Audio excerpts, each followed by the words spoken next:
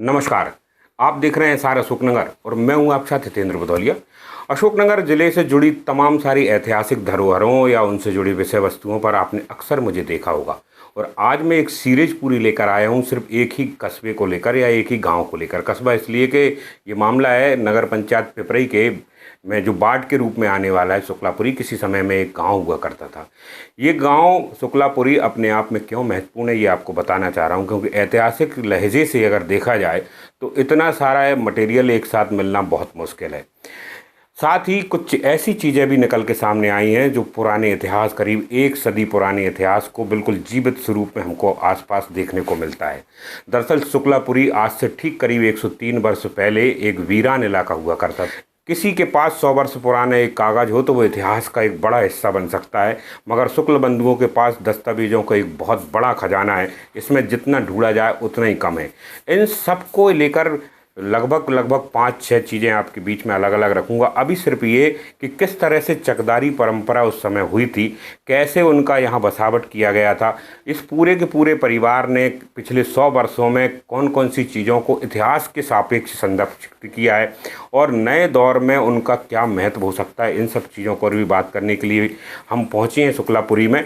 शुक्लापुरी का सिर्फ पहला एपिसोड है जिसमें आप ये देख रहे हैं कि उत्तर प्रदेश के एक ब्राह्मण परिवार ने इसे ग्वालियर रियासत से 98 बीघा के हिसाब से खरीदा था, तौजी के रूप में लिया था। यानी सिंधिया रियासत में करीब 1400 से ज़्यादा बीघा ज़मीन को 700 रुपये उस ज़माने में देकर इसे आबाद किया था। और कहानी इसमें ये है कि आपको अलग अलग हिस्सों में बताऊंगा इस जगह से जुड़ी चीज़ों को, यहाँ के दस्तावेज़ों को, मगर सबसे बड़ी बात यह है कि इस परिवार की 5 पीढ़ियों ने जिस तरह से दस्तावेज़ों का संग्रहण किया है वो इतिहास में अपने आप में एक बड़ी चीज़ हो सकती है और शोध का विषय भी हो सकती हैं। 100 वर्ष पुराने लेख, उनसे पुराने जुड़े हुड्डे या दूसरी जो चीज़ें होती हैं, ख़ासकर जो है जिन्हें हम स्टाम्प कहते हैं, वो सब चीज़ें वैसी की वैसी लगी हैं जिन पर समय की धूल जरूर जमी है, मगर कुछ चीज़ें बहुत स्पष्ट मिलती हैं। इस 100 वर्ष के इतिहास में आपको उस समय के काम करने के तौर तरीके, इसके अलावा भू बंदोबस्त से जुड़ी चीज़ें और उस समय की राज व्यवस्था और कृषि व्यवस्था का जो सामंजस्य था उसके भी कई सारे उदाहरण देखने को मिलते हैं। शुक्लापुरी को इस समय जो लीड कर रहे हैं वो यहाँ के 2 भाई हैं, रविंद्र शुक्ला और राजेंद्र शुक्ला। ये करीब करीब 100 वर्ष पहले जो पूर्वज उनके आए थे उनकी 5वीं पीढ़ी है। गोकर्ण नाथ शुक्ला यहाँ पूरे इस इलाके में चक्केदार के तौर पर बने थे और तब से लेकर आज तक उनकी पीढ़ियों ने कई सारी चीज़ों को दस्तावेजी तौर पर संभाल के रखा है। वो आपको बीच में लेकर ऐसे ज़मींदारी व्यवस्था में इस चक्क को आबाद किया था और आबाद करने का इतिहास कैसे रहा है और वो क्या क्या दस्तावेज हैं आप इस पूरे वीडियो में मेरे साथ देखेंगे। साथ ही उनकी बातचीत भी देखेंगे। रविंद्र शुक्ला जो एक समय में अच्छे राजनीतिक के रूप में चर्चित भी थे और आजकल जो है पिपरई महाविद्यालय में जनभागीदारी के सदस्य भी हैं, तो उनसे एक लंबी बातचीत करेंगे। इसके बाद और कई चीज़ों के राज उठते रहेंगे। इस सीरीज में आप हमारे साथ बने रहिए। फिलहाल सुनिए इस पूरे मामले में जो भू बंदोबस्त से जुड़ा मामला है वो सिंधिया रियासत में किस तरह का रहा। शुक्ला जी, पहले तो आप हमारे साथ जुड़े, आपको बहुत बहुत धन्यवाद। नमस्कार तो सब लोगों को। एक तो ये चीज़ जानना चाह रहे थे कि आप लोगों का कहाँ से आना हुआ, कितनी पुरानी कहानी आप लोगों के ज़हन में है अभी। हम लोग उत्तर प्रदेश के उन्नाव जिले से के ग्राम पड़री खुर्द से आए हुए थे और काफी हमारे फोर फादर आए थे। मतलब मिस्टर गोकर्ण नाथ शुक्ला ने यहाँ पे मतलब स्थापित तो किया ये था। अपने दादाजी के पिताजी हुए। हाँ, ये हमारे दादाजी के पिताजी ने यहाँ पे मतलब जो है ग्वालियर स्टेट से चक मतलब जो है कटवा के यहाँ पे रहे थे। कितनी जमीन उस समय ली गई थी? उस समय हमारे पास 1370 बीघे तो जमीन ये थी। जो जमीन लेने का जो काम था अलग अलग तरह के होते थे, कुछ चकदार बनाए जाते थे, कुछ जमींदार बनाए जाते थे, कुछ छोटे मोटे राजा भी हो। तो ये चक कैसे मिला, किस तरह की जो है क्या हुआ था उस समय, कोई विज्ञप्ति वगैरह या किस निकलता था कैसा? ग्वालियर स्टेट से विज्ञप्ति निकली थी कि जी। प्रत्येक गांव के किनारे हम मतलब जो है एक चक मतलब जो है कुछ रकवा काट के और बाहरी व्यक्तियों को मतलब जो ही देंगे, तो स्टेट से बाहर के लोगों को ही देंगे। ये उसमें उल्लेख था इस बात का। ये उस समय उसमें उल्लेख था। तो उसके पीछे लॉजिक क्या रहा कि बाहर के लोगों को ही क्यों बसाना चाह रहे उसके पीछे ग्वालियर स्टेट का ये मतलब जो है था कि बाहर के लोग आएंगे तो यहाँ पे डेवलप करेंगे और हमारे क्षेत्र की जनता उनको देख के सीखेगी कि डेवलपमेंट खेती और उसके लिए मतलब जो है जनता के हित के लिए उन्होंने ये मतलब जो है किया हुआ था। तो आपको कुछ याद हो, आपके पूर्वजों ने बताया हो, आपके अलावा भी बहुत सारे लोग आए हाँ, होंगे यहाँ बार-बार भी से? बहुत सारे लोग आए थे, गुजराती लोग सबसे ज्यादा आए थे, जी, फिर पंजाबी लोग भी थे, जी।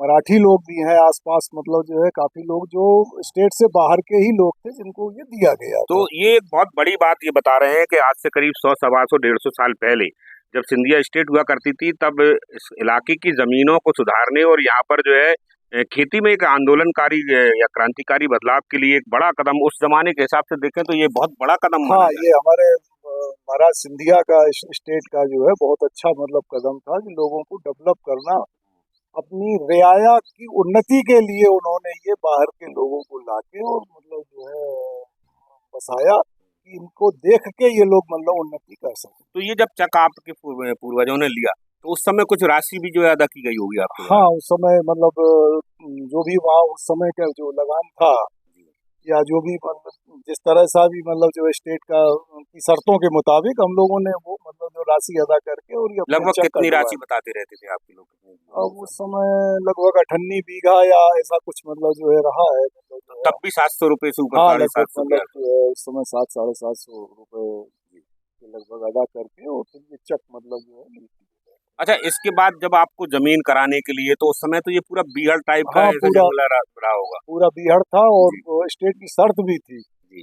कि आप लोगों को इतनी मतलब जो है जमीन वो करके देना पड़ेगा, क्षेत्र की रियाया से हिल मिल के मतलब रहना पड़ेगा किसी तरह का, तभी ये चेक रख पाओगे, अन्यथा मतलब जो है ये हटा दिए अच्छा, जाओगे। शर्तें भी थी उसमें जो शर्तें है। भी थी, उसमें कई शर्तें थी और डेवलप करके देना मतलब खेती करना मतलब जो है उसमें हाँ, था ये मतलब एक जो बहुत बड़ी बात थी कि रियासत के पास ज़मीन बहुत थी और करने वाले लोग कम थे। तो ये माना जाता था कि किसी एक बड़े व्यक्ति को, संपन्न व्यक्ति को दे दें, ताकि वो काम भी करा सके और राज्य को एक पैसे के रूप में लगान भी दे सके। हाँ, लगान भी दे सके और मतलब डेवलप कर सके यहाँ तो क्षेत्र की मतलब जो है इस जमीन को। तो इससे एक चीज़ ये भी हुई होगी कि उत्पादन की जो क्षमता है, वो बढ़ी होगी स्वाभाविक तौर हाँ, पर जो है। उत्पादन की क्षमता बढ़ी यहाँ पे मतलब जो है है ना? क्षेत्र में, सब लोगों ने बाहरी कल्चर यहाँ पे आया तो लोगों ने यहाँ के लोगों ने भी काफी कुछ सीखा मतलब जो है उससे डेवलप हुए। तो शुरू में जो आपको 1300 के आसपास ज़मीन मिली बीघा के हिसाब से, तो कितनी बीघा की जोत करना शुरू कर दिया था? अब हम लोगों ने आसपास लगभग 200-250-300 बीघे तो मतलब जो है उस समय हल बैल चला करते थे, तो 250-300 बीघे जमीन तो हमने मतलब जो है करी हुई थी।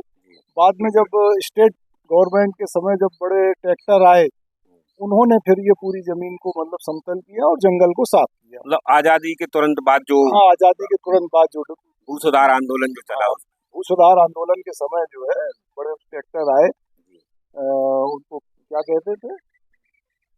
बुलडोज़र टाइप के जो हाँ, बड़े मतलब चैन जो वाले जो चलते हाँ थे, मतलब सोवियत रूस से जो चैन आए वाले हुए थे, ट्रैक्टर मतलब आए थे, बेलारूस। बेलारूस से। हाँ, सीटीओ के ट्रैक्टर आए थे, उन्होंने मतलब जो है ये डेवलप मतलब किया, काफी पूरा जंगल साफ किया पूरे क्षेत्र में।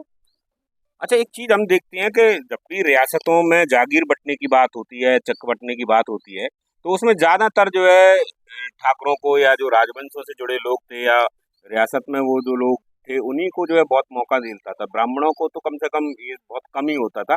हमको मध्य प्रदेश या अशोकनगर में तो शायद एक आध ही कोई ऐसी जागीर या इस तरह का चक रहा होगा। तो ये अपने आप में एक थोड़ी-सी जो है गौर हाँ, करने नहीं, वाली चीज़ हमारा है। सौभाग्य है कि सिंधिया परिवार ने हम लोगों को ब्राह्मण होने के नाते भी उन्होंने ये चीज दी है, चूंकि हम लोग बाहर से आए हुए थे तो वो स्वाभाविक था कि बाहरी लोगों को ही मतलब वो शर्त के मुताबिक थी, तो वो शर्तों को हमने पूरा किया और यहाँ रहने का हमें तो अच्छा, सौभाग्य एक मिला। चीज़ और बताइए, हम अक्सर सिंधिया जी, चाहे ज्योतिरादित्य सिंधिया हो या माधवराव सिंधिया को भी सुना कि वो अक्सर जब भी यहाँ आते हैं तो बहुत सारे लोगों से बड़े आत्मीय संबंध रहते हैं और उसमें ये देखा गया था कि उनके 2-3 पीढ़ियों से जो पुराने संबंध हैं उनको बड़े महत्वपूर्ण मानते थे।